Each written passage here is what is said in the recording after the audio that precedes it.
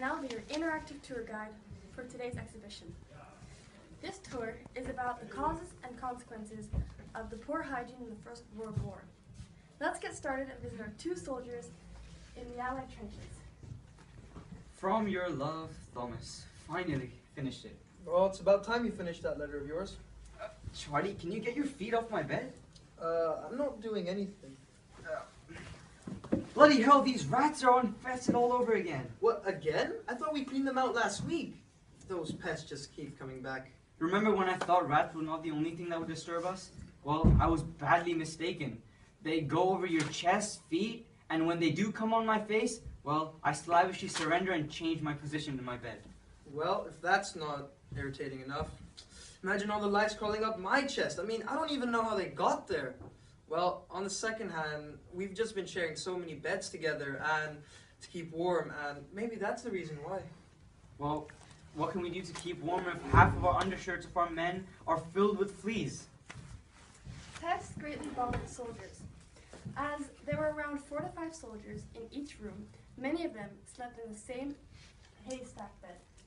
The accumulation of dirt caused for the perfect breeding site for the spread of lice, flea, and rats. The body lice transmitted trench fever, and throughout the war there hadn't really been a lot of progress done to reduce the infestations until George Coppard realized that lighting a lit candle in areas where the lice eggs were the thickest made them pop like Chinese crackers. He even remembered getting blood splotches on his face as a result of the thick lice that popped too vigorously. Man, I could spend endless hours counting the number of bites I have. With the boredom in these dugouts, I might as well. From day to day, I've been counting the amount of teeth I have left. I can't even remember the last time I brushed them. Nor do I remember the last time we cleaned that bucket over there. God knows what's in there. As men would often spend up to a month in the front line, the last thing they thought about when they returned was about bathing, brushing their teeth, or even changing their clothes. This developed fungi in moist areas and trench mouth, which was caused by the poor oral hygiene, the lack of sleep, and deficient diets. Trench mouth was painful as it caused the bleeding in the gums. And as the war progressed, the only treatment was the gargling of warm salt water. However, this wasn't always available in the trenches at all times.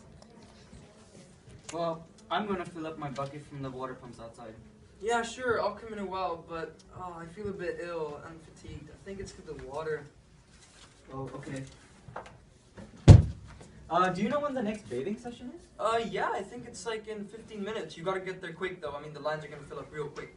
Well, I'm going to use the lections before I get cleaned up.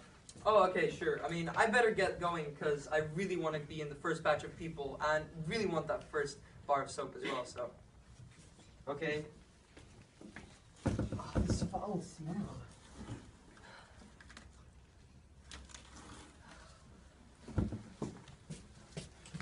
Finally my turn.